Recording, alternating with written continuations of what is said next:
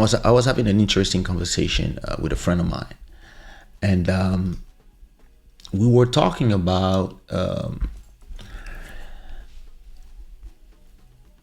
it was like two different subjects, but it's actually one subject that you can cut in two. And the conversation was, how do you stay on top, and why most of the people that were up there 25 years ago when I was up there, why most of them are not here anymore, why they didn't stay on top, and why did I stay on top. And my answer to him, big up Eduardo, my answer to him was, well, I believe that, first of all, I never saw myself as on top. And because I never saw myself as on top, I never had any motivation to stay on top, because I understand that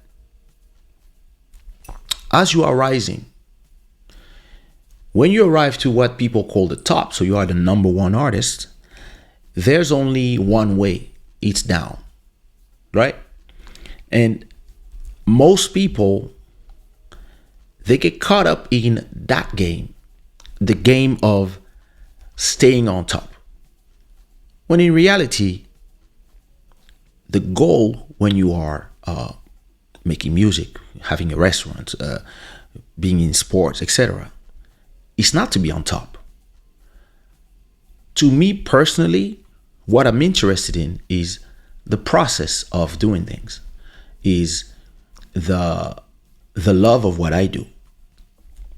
And you actually realize that the people who are in the back behind you, who are making money from you dreaming of being on top, they will motivate you to do everything you can to stay on top. And when you go down, they will invest in the next person. And you will have no more stamina left, and you will start going down, and you will be angry because you will remember with rancor the days where you were on top, and you will be hating on those who are on top now. And this is something that I'm completely, and I've never been interested in.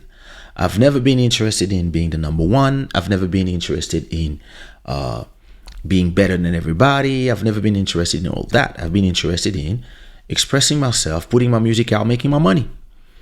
And I remember having conversations with some artists, some artists that I was colleagues with, and they were always obsessed with being on top of the game. And today, all these people are pissed off because they don't realize. And listen, sometimes I tell them, bro, I'm 50, you 53. We're not supposed to be on top.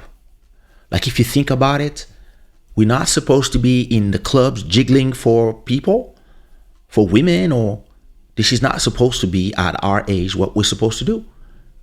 We're supposed to, yeah, listen, it was fun when we were 20, 25, 30. But normally at that time, that's where you're building. And you're supposed to build for the next phases of your life. I understand it's great, but feeling that I want to stay on top is an ego problem. What you should be feeling is, I want to build something. And listen, normally it should take you a long time to arrive on top. It should be step by step on the stairs of success, of working, grinding until you arrive on the top. And once you arrive on the top, normally it's the achievement of something. The problem is this: most people want to arrive fast, and they will do everything to arrive fast. And they will be They will work in a way where if they can take all the shortcuts to arrive on top and not learn nothing on the way, they will do it. The problem is once they arrive on top, they forgot why they were here. To me, fame and success and the women and all these things is a byproduct of your hard work. The goal is the hard work.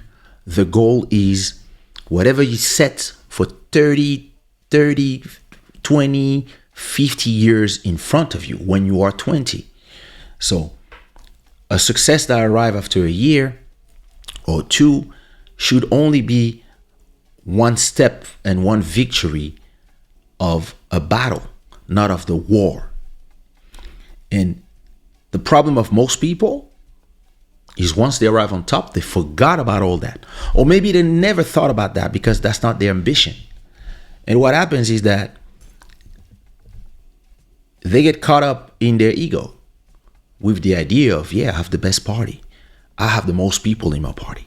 Or I got the best songs. People love me. Or when I do shows, there's 5,000 people coming, etc.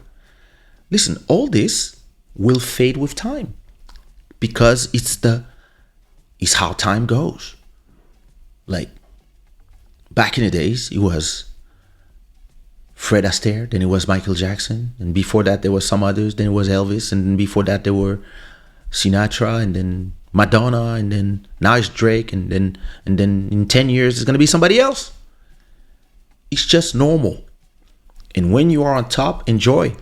But don't forget that your goal was not to be on top. Your goal was to build something, a catalog, a legacy, something you can pass on to your family, generational wealth. And most people, they lose sight of that.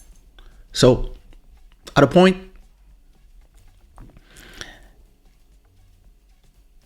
that guy was asking me, yeah, but what about you? Why you don't think like that? I was like, I don't know, maybe it's my education. But I never thought of being number one. Like I never cared about that. Listen, one day I was sitting with Nichols. He was saying, yeah, you number one, but I'm number two. Look at the sales of these artists. And I was like, bro, I don't care.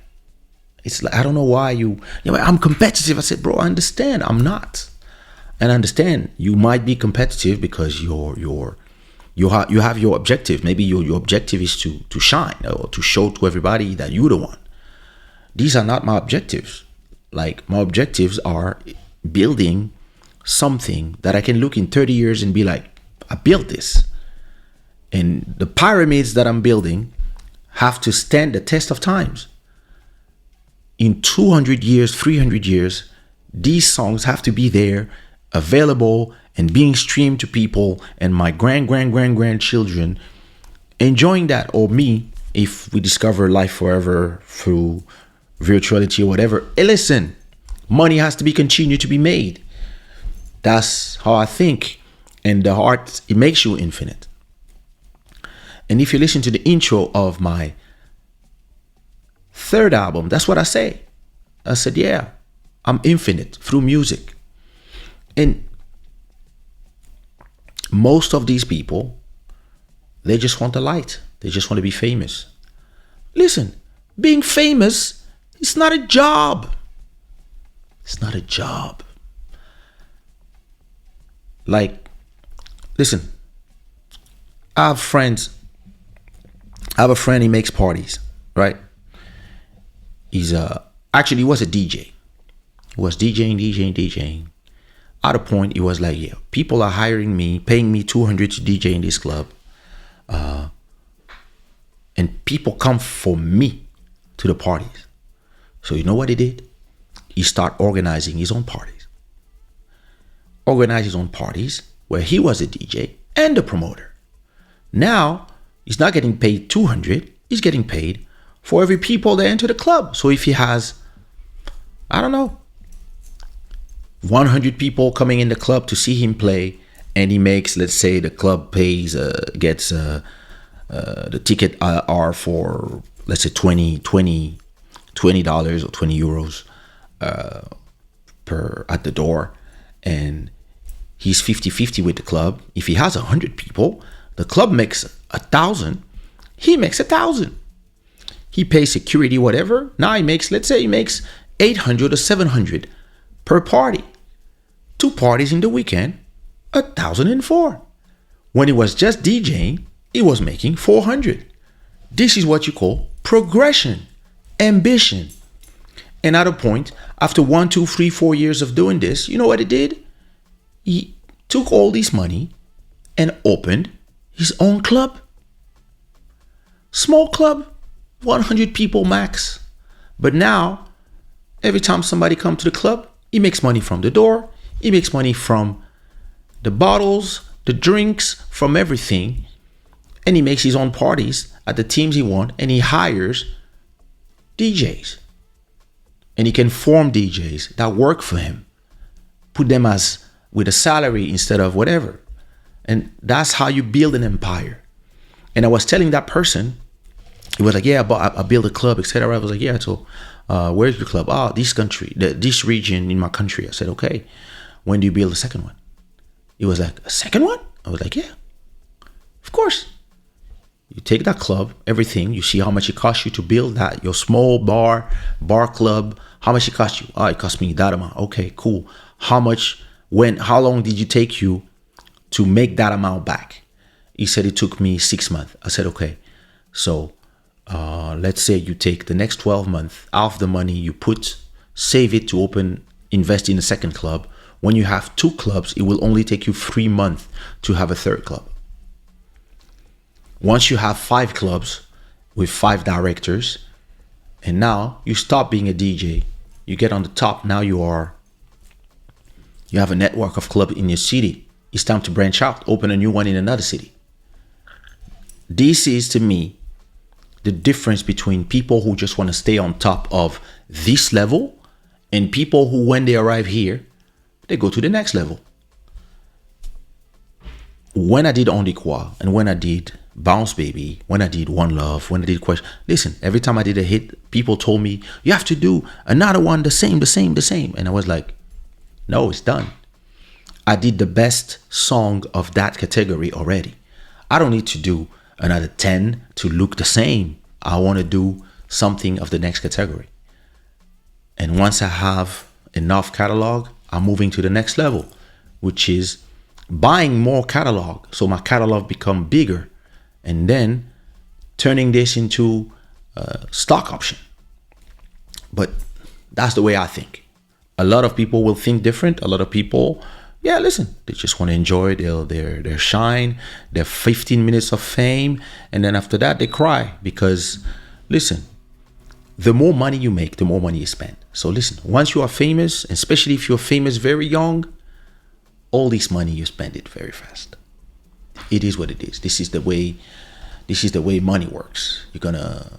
Listen, if you have a lot in your pocket, you're gonna have bad habits of spending it faster, especially when you're young. And when you look back, you're like, damn, I made that much money. Where is that money?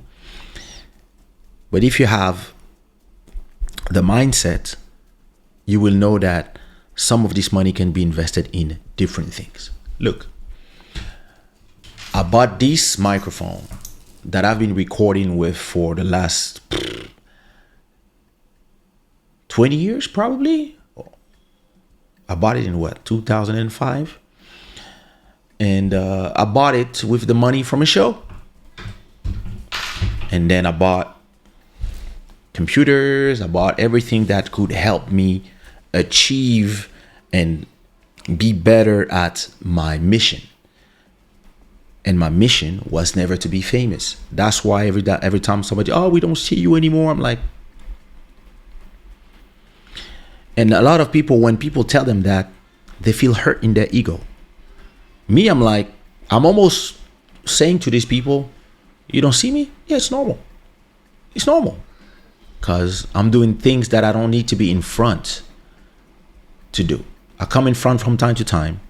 The rest of the time, I'm busy doing something that generates way more money than what happens in the lights. I'm in the back, making the real money.